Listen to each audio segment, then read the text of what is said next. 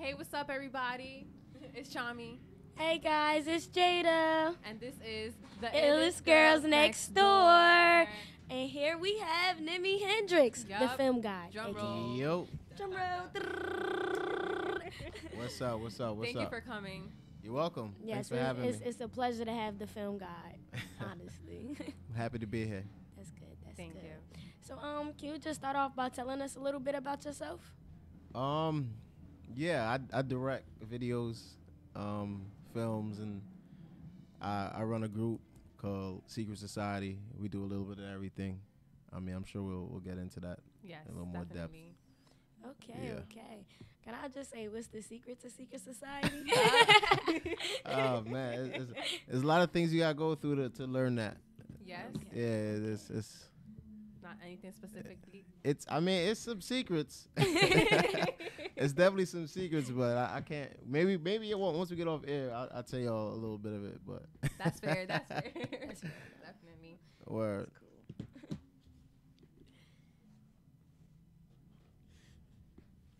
Okay, so I just wanted to just start off just kind of getting to know how you started filming and what just gave you that push, okay, I'm about to be a filmmaker. How did that start off? oh man, I think I told this story so many times. Every time it's That flies. everybody want to know. Well, I mean, the thing is, I never really planned. Well, not even really. I never planned to be a filmmaker or a director. Not even close.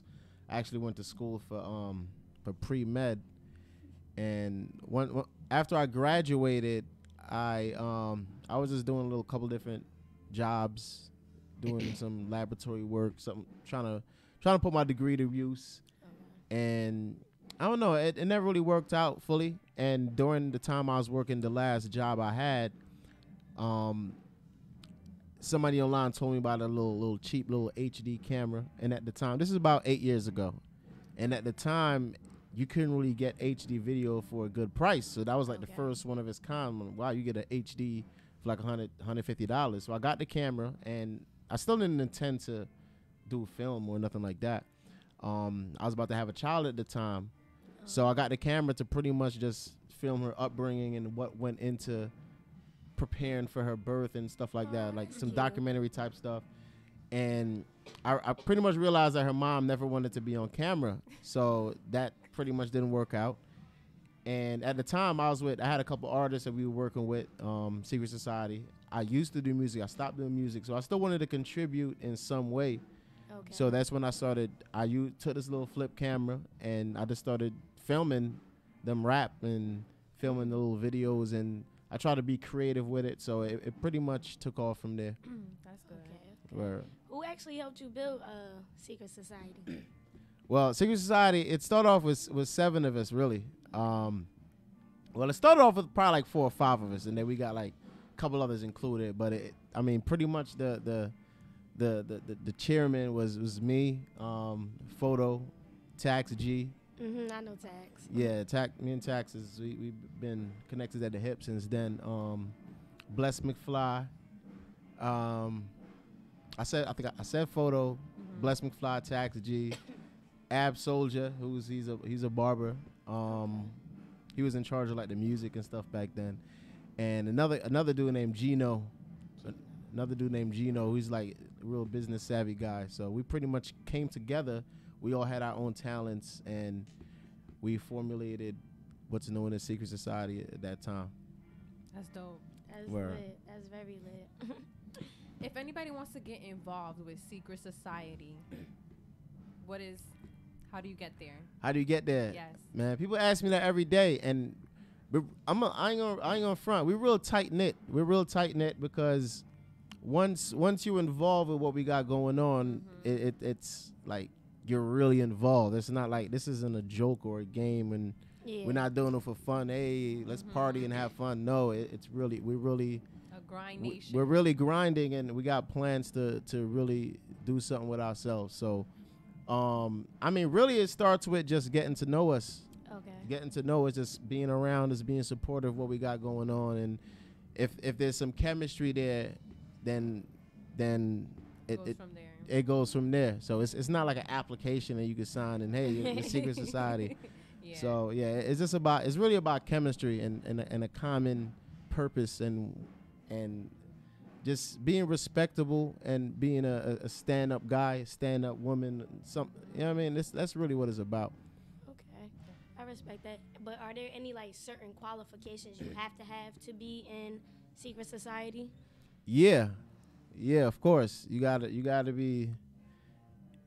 Oh man, you gotta be about your grind, really, man. We don't really tolerate people that's like we like it. We got a revolving door, Okay. meaning that we got a revolving door, meaning that there's people that come in, and there's people that go out. As soon as you could come in, you could go out. You know what I mean? Because once you come in, you gotta be ready to put your boots on the ground and start working. You know what I mean? So that's pretty much. It's about work. It's about being honest and loyal to the team. It's, you know what I mean? Like, as I said, there's a lot of things that we got going on that we don't want all in the air. You know what I mean? A lot of plans, a lot of history behind the things that we do. Okay. So it's about once you are down with us, you got to be committed to us 100%. You know what I mean? You could still mess with other people, but at the same time, this got to be priority because this is like a family. Like this, we didn't just start this yesterday. We've done a lot. You know what I mean? We've made a lot of progress. We've done a lot of things. So we take it serious. Okay. All right. Can you tell us more about your upcoming projects? Yeah, I got some upcoming projects. Red dot. Yeah, well, I have the web series Red Dot. Basically, what I'm doing now with Red Dot is I'm working on like a film version of it to pretty much tie in to finish the season, really. Okay. So the last episode is really like a full film. It's like 50 minutes, and I'm gonna put it all together, and then I'm gonna do a big screening at one of these theaters with it. But pretty much, Red Dot I'm using as a platform for another major project that I'm working on. Pretty much, it's untitled. We've been trying to think of a title for a while, but it's based upon. It was based upon the female part of our movement, which we kind of had to shift around a little bit. So it's pretty much based upon 6 girls. It's a story. I don't want to tell too much of the storyline, but think of Set It Off mixed with Pulp Fiction mixed with what other lit crazy piece of cinema there is. And it's based upon 6 girls, six models that we work with a lot, and that's pretty much what we about to really put all our muscle behind from this point on. That's cool. Okay. That's actually nice. Like, I feel like with Secret Society, you can tell like it's a family based type of thing. Y'all always taking trips together. You always working. Yeah. Everybody's just going hard. Like, I actually For follow each other. for each other and stuff. Like, y'all always have That's each what's other up. back. I actually like been there, like especially the parties. Secret Society parties be crazy. Right. Loft Year's- parties. New Year's was one like that party was definitely a lit one. That was a lit one. Nah, that's what's up. I'm glad you support the movement, man. Yeah, 'Cause, definitely. we just follow up. yeah, we trying to do a lot of different things. You know what I mean? We just trying to keep the vibes right for the city, for the state actually. Trying to put on and just trying to make something of ourselves.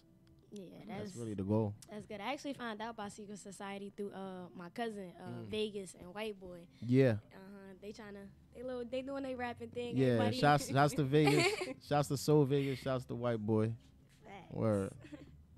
How was the process on becoming an American citizen? I saw that you just got that, right? Oh yeah, that's a tough process.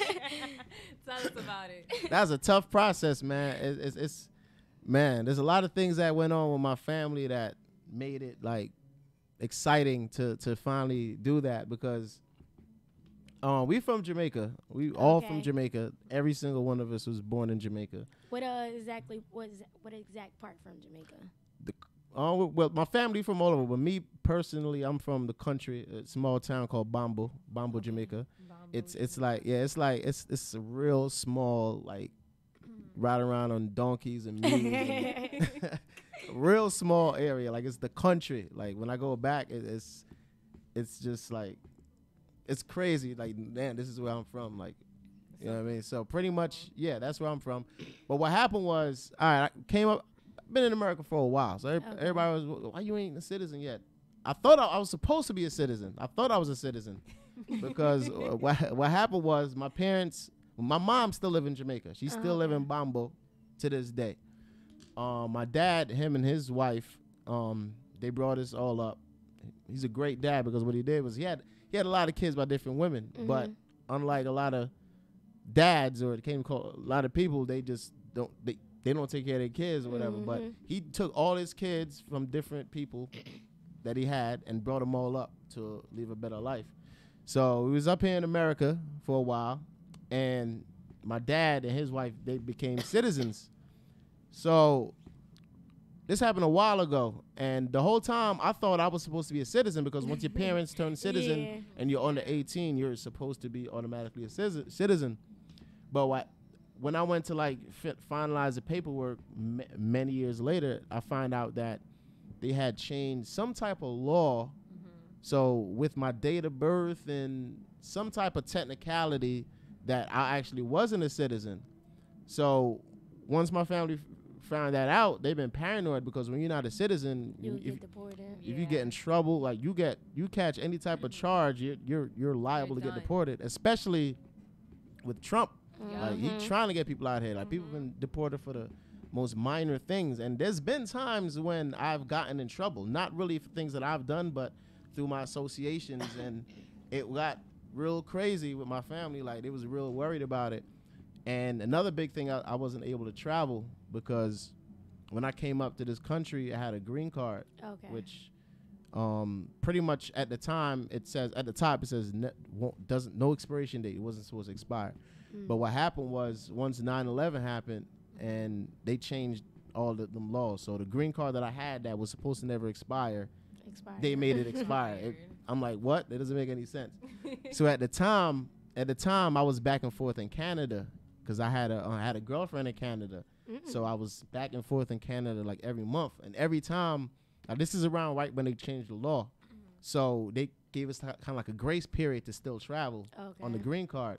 But every time they'll be like, gotta get your new green card, and I'll just act like this the first time, like yeah, I'm getting it next time, And then one time they almost held me in Canada, like they literally almost held me in Canada, and I'm like, oh nah, I need to come back to this country. So that was like the last time I traveled out the country. So since then, until Trump came, I wasn't really taking it that seriously. So then recently I had to drop the bag. It's a lot of money to get your citizenship. It ain't just filling out a form. You got to pay like $1,000 and a couple different things you got to do. So I did that. Went through the whole process. They got like a real rigorous background check. You got to. There's a lot of things you got to do. And you got it done. That's finally got it done. And the reason I was so excited online because when you do it on the internet, they show you like a date that is estimated to be completed. So my date said June of 2019. Sheesh. So when I went in to do my interview, the interview is pretty much they ask you about your life and things you gotten in trouble, and like they really like they ask you questions about United States history, and you got to get them right and all this other stuff. So once I did the interview, I'm thinking, all right, it's gonna take like 6 months for them to go through it and keep checking my background because that's what it said online. But then it was like they gave me a form that said, okay, we've accepted you, and like I was shocked because I didn't know it was gonna happen that day. So yeah, it was exciting. So now I could finally travel. I could do these video shoots overseas and not have to worry about getting deported or not let back in and all that stuff. So it was great. I actually didn't know that process was that long. Yeah, it's a process, man. And the funny thing is, the reason why I didn't do it because I was supposed to do it when my parents did it. I think I was 17 at the time, right before I turned 18. And my dad was like, Ryan, come with me. Let's do the citizenship. And the day I was supposed to go with them, I was supposed to go to an amusement park with this girl I was working with. I was working at McDonald's with this little ass girl. And I'm like, no, I'm going to this amusement park. And I wanted to go so bad because I like this little ass girl. Well, I was little too, so you know what I mean. So just because I missed that one trip, kind of shifted everything. The laws changed on me, this, that, and the third, and it was just a domino effect of complications and conflicts and obstacles to go through. So finally there. That flaw, right? And it's crazy because when it comes to citizenship, like you gotta be somebody they consider a benefit to this country. So if I had really gotten in trouble or anything like that, it would have been none of that would have went your way. Yeah, definitely. Yeah, exactly. This is flying here. Yeah, like he just like the thing is he just keep going to your face like. I understand he would just stay in the corner, mind his business. About he to put just him on the mic. Now you know I gotta ask the famous question. What's that? Who's the best rapper in Secret Society? Oh man, you can't put me on the spot like that. Me. I knew that was That's a good answer. That's actually a really I'm gonna have to good go with me because every time I come out of retirement, it's a problem. That's funny. Now, Oh besides man, you trying to get me killed? they all gonna be coming at you They next. probably texting my phone. They texting my phone right now. Nimmy, I'm listening. They text my phone right now. Oh man. Don't say nothing. Word. Yeah. Do you have any advice for other young filmmakers out there that look up to you? Grind. It's not a joke. It's not a joke. A lot of people, they pick up a camera and think they could just go out and just start filming. Like, you really got to study. Like, you don't have to go to film school. Like, I never went to film school, but I did study. Like, I had my own books that I purchased, read them. Even before I got a camera, I read them. So you got to know your craft. You know what I mean? You have to know your craft because you have to have a mentor, somebody to guide you in the right direction. Because I've had a lot of people that, like, for instance, when I started doing like an internship kind of thing, like 3-4 years after I started film, and people were coming to me that was doing film for like 10 years, and I felt bad, like, damn, like you've been doing this for so long and you still don't have the know-how. You don't have the technical. We have a caller right now. Oh, we got a caller. We got a caller. All right. So Illest Girls Next Door. Who's talking? Hey, it's Illest Girls Next Door. This is who? Say it again. Tia Bella. Tia Bella. Oh, okay. How are you? I'm good. I'm a singer, and I wanted to call in and talk to. You wanted to talk to Nimmy? Oh God. Okay. What up, Tia Bella? Yeah. What's good? So, I want you to check me out. I want to get some work done. We can film something. I'm from Jersey. Facts. How you spell it? You said Tia Bella? It's Tia Bella. Tia Bella. What's your Instagram? That's actually my cousin. Tia _ Bella. All right, I'm gonna check you out. You said you got music on there? Yeah, I got to school out. Check it out. It's dope. She's actually a really dope artist. She sings and Yeah. everything. Where you from? I'm from Jersey. All right, what part? East Orange. Oh, okay. So you from around the way? Because I'm from South Jersey. So when people say Jersey, I start thinking of I'm all in over South Jersey. right now. Where? What part? I'm in Willenboro. Oh, okay. I was hoping you ain't say like Asbury Park, because that ain't South Jersey. I hate when people say that. Huh? I consider that South Jersey. See, y'all North Jersey people always talking about that's not South, that's Central Jersey. Because once you get to Asbury Park, you still got another hour and a half to get to where I'm from. I'm from Atlantic City area. Atlantic City, Pleasantville, Egg Harbor. That's where I'm from originally. Willenboro's on the other side. So yeah, you South Jersey. What you doing down there? I'm visiting my family. Oh, okay. First of all, your family live in Irvington. Yeah, my mom live out here. Ah, yeah. Nah, that's a fact. Well, he'll definitely Yeah, check then you I was out. in Atlanta doing the music. I spoke to you before with 50 Racks. I don't know. Say it again. I spoke to you before. Well, 50 Racks told you about me like 2 years ago when I was in Atlanta. Oh, okay. All right, yeah, we got work, man. We gotta do something. Yeah, definitely, G. Word, So Instagram Tia _Bella, and then we'll link up. That's a fact. I'm gonna check it out. All right. Thank you for calling in. All right, Tia Bella. Word. What was he talking about before? Great question. Great question. But I do have a question though. Sure. What was your worst experience filming? Right? Oh man. I got a lot of crazy experiences, but the Well, one we that here for stick 'em. out, the one that stick out probably was all right, we didn't do weddings at the time, right? So we decided to do these weddings, and 2 wedding people hit me up and booked, and it was both on the same day. One was a ceremony, then a reception, and then the other was just a reception. Now, we were like, wedding is a serious thing. It's different in the music video because there's no do-overs. Okay. You know what I mean? You got to capture it. Like, battery can't die before they do the kiss. Like, you got to really be prepared. So we got there early, and we just made sure we was on point. It was me, Ishell, Identity. Now, what happened was this. We started at 9 a.m., filmed the ceremony, then we drove to the reception, filmed the reception, and the food started coming out. So I'm like, yeah, all right, good. We hungry. We about to get some food. And they didn't give us no food. So I'm like, all right, cool. No food. All right. Now, we had a very tiny gap to get to the other wedding. So we didn't even have time to stop and get food between the weddings. So we're like, you know what? This is all good. This first wedding ain't feed us. We was there for 8 hours. It is what it is. We're going to get some food at this other reception because it's at a restaurant and we're lit. So we get to the other wedding at night. It's probably like 8 o'clock by this time. And we filming, everybody dancing. Food started coming out. Still ain't getting no food.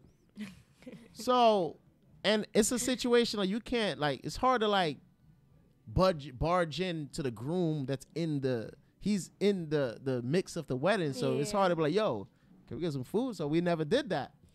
So we got no food. We was shooting probably like 13, 14, 15 hours with no food. And it was crazy. It got so bad that the waiters and stuff had left like the half-eaten trays in the room while everybody else went to like the other room to dance and party.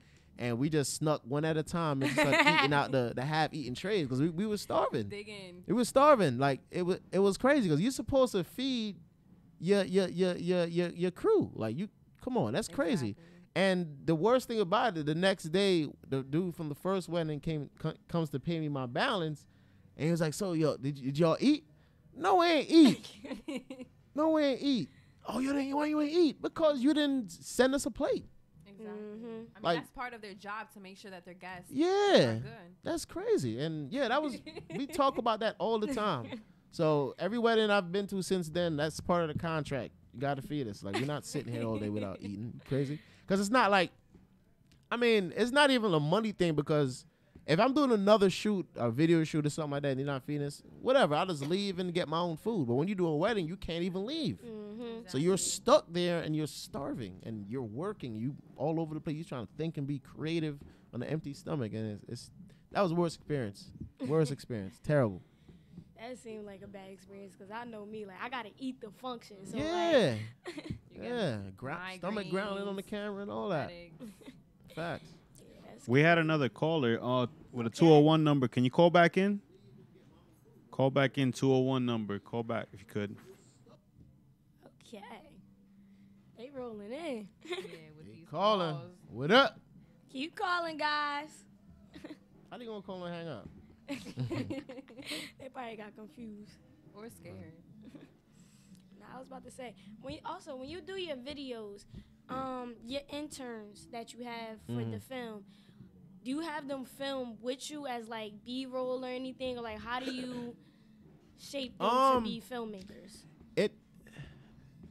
I used to have them actually film with me all the time, but there was two things that kind of why I changed that. It used to be this 10 people filming, which really don't make a lot of sense. Because when we first started doing the internship, everybody was just filming.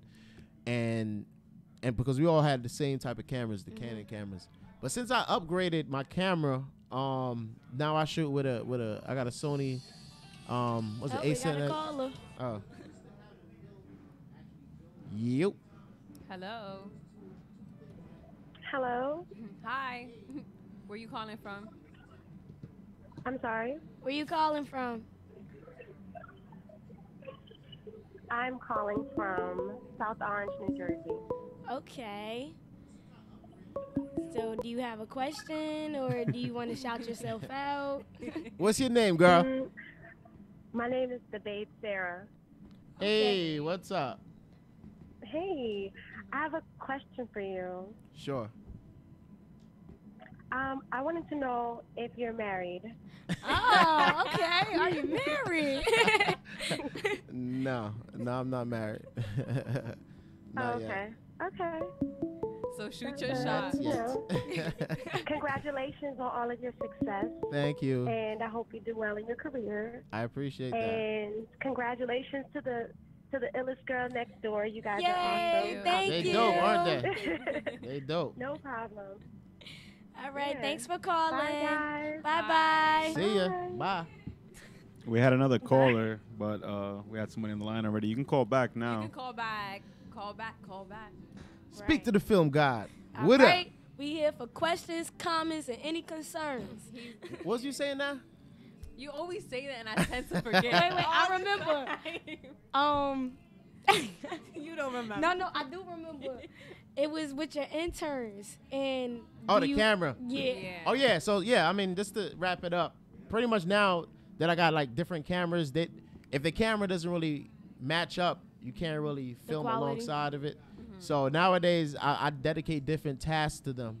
Okay. You know what I mean? I dedicate different tasks to them, and I try to get them involved in the creative process as well. Like the biggest thing with the internship is I try to make them make decisions, because pretty much that's how you're gonna learn. So once I have them on set, I tell them, listen, I need you to help make these decisions, because if you're not making decisions, then you're just carrying stuff around, which is you're not learning. So in thinking and making decisions, it helps you learn the creative process, and it enables you to be an independent filmmaker on your own. So that's pretty much the quick run through of it. And how did you come up like with your style? Like, We have once again another caller. Yep. Hello? You? Can you state your name and where you from? Yeah, man, it's fucking white boy, dog. Oh, what's up, Rock? Yep. What's poppin'? Yeah, they try to ask me who's the. They try to ask you. You know what's crazy? Rock gave me that question. And he said it better be me. What do you say? The crazy shit is, I gave Jada that question because I knew you was going to dodge that. Try to put me on the spot. You try to get me in trouble. I know. I just try to let that know. They try to get me in trouble. The best rapper in Everybody, society. listen. They want to say it. Everybody in civil society can rap. Like we don't that's a fact. we don't accept you if you can't rap, if you ain't got bars. So everybody can rap. Shouts to White Boy, man. Definitely. White Boy Wednesdays, every Wednesday. Make sure y'all tune into his Instagram. Yeah. And stop playing, bro. Shouts to my nigga White Boy. Yeah, let me want to say it, so make sure y'all ask them who the best rappers in Jersey next. That's coming. Oh man. All right. You gotta put that fire in there. Let's get it. Put me on that. Put me on that hot seat. Put me on that hot seat. Let's get it. Hot seat, bro. Don't take it easy on them. Word. Let's go. All right. All right. All right, peace out. Which videos do you like to make more? Like the ones with concepts, lust, or the partying ones? The concepts. That's really what made me who I am. Like the first video, even before I was able to even fully use a camera, I was creating concepts. Like one of the first major videos I did is a video with Tax G called Cadillac Talk. And Cadillac Talk was really just a 1.5 minute freestyle, and I turned it into like a 7-minute mini movie. And that's nobody was doing that at the time. Nobody was making these music videos into independent movies. So once I did that, people really started to pay attention. Like, damn, this is good. Like, this is a movie that they're making. So I mean, that's pretty much what separated me from most filmmakers, is the fact that I try to go through the record and paint a message with it, whether it's positive or negative or whatever it is. I try to paint a picture of what the artist is talking about. So once you watch the video, you feel the song, and you get the vibe, and it pretty much enhanced the song. That's my goal, really. Okay. Word. Is there like a specific artist that you would want to film for? The artist I want to film for, I would probably say Kendrick Lamar. I would love to do something with Kendrick Lamar because he's my favorite rapper right now. Plus, he's real creative and we're on like the same wavelength. Like he's very experimental and likes to do different things. And so I think me and him would do something real dope. I saw on your Instagram that you were shooting a video for Young M.A. and that experience was really hectic. Yeah, that was crazy. Shouts to Mark Diamond. Yeah, it was a crazy experience. Pretty much with the Young M.A. video, what we did was I had to film them riding jet skis by the Statue of Liberty, and it came out dope. But listen, there's a lot of craziness that went into it because me and my film team, we had to get on a boat down in Edgewater. So we got on a boat in Edgewater and sailed all the way down to the Statue of Liberty, which is a very long sailing. And Young M.A. and the rest of the crew and her crew and excuse me, they got on jet skis in Coney Island. Oh. And they had to ride their jet skis from Coney Island to the Statue of Liberty. Now, if you know your geography, that's a very long ride through the Hudson. It's rough. So it's what happened when we get to the Statue of Liberty. And now, mind you, I didn't know they was riding their jet skis at the time up there. So I'm calling them. I'm like, yo, where y'all at? I'm wondering why they're not picking up the phone. And when they do pick up the phone, all I hear is static and water. People fall. Yo, they was falling in the water. Yo, it took them so long to get to the Statue of Liberty. And the toughest part for me at the time was I started to get seasick because when you in a boat and it's just sitting, because it wasn't a big boat. Like we should have got a big boat where I could just film and it won't be moving around. It was a little boat. So you're sitting in the middle of the Hudson that's moving up and down. Like I felt I was dying. Like I'm in the fetal position. I'm curling up. I'm like, yo, bring me to land. Like I had to go to land because we were sitting there for over an hour waiting for them. So we went to land. I went to this restaurant, ate, boom. Then we got back and we started filming. And it was crazy because we was doing a lot of things that we weren't supposed to do. Like you can't film the you're not supposed to be. Yeah, you're not supposed to be flying a drone around it. So, I mean, just to get a little technical, once you start flying it, it pretty much asks if you have like a certain type of government permission. And obviously, I lied, said I had the permission and do a bunch of things on the drone. And then once you get too close to the Statue of Liberty, like the drone started going crazy. Like I'm like, oh, I had to bring my drone back. So that was nuts. And then I'm filming. I'm sitting on a rocky boat with my expensive ass camera that's cost a lot of money and water splashing on me and it ain't one waterproof? of the people. Nah. Expensive, but get it waterproof. Nah, and we was in a very expensive boat, and one of them hit the boat with the jet ski, and like it was crazy. Like everybody was, it was grueling. It was very grueling, and it was a good experience because the video came out very lit. Okay. Wildin'. And how do you feel about not really being able to fly a drone around the Statue of Liberty, but Amazon about to be dropping packages off at your house with a drone? I'm gonna be the first one to get one of them Amazon packages because I need my stuff now. Like if I gotta go to a shoot, I order something. I want that drone to come quick. But I mean, first I was upset. Like damn, like we can't fly drones. But then you realize that the reason why it is because people they buy drones. They doing a bunch of crazy stuff with the drones. Like they try to down in Venezuela. They try to assassinate the president with a drone. Like. Cut it out. Like the same drone I have, they try to fly a bomb into the president. Now it exploded before it got to them. But people are putting guns on drones and people have been doing a bunch of crazy stuff. And I was watching a special that in prisons they fly on drones over prisons and dropping drugs in the prisons and all that. Yeah, so it's like y'all messing it up for people that's really trying to just make a movie. And I've gotten in some stuff with flying drones, man. Cops, you trying to, like, I know our rights and stuff. So the cops, they be always approaching me, you can't fly a drone. Yeah, I can. What are you talking about? So it's tough, man. But, I mean, get it done one way or another. Well, what company do you prefer for your equipment to do films? I know she goes to Bergen. Community college, so that's her major.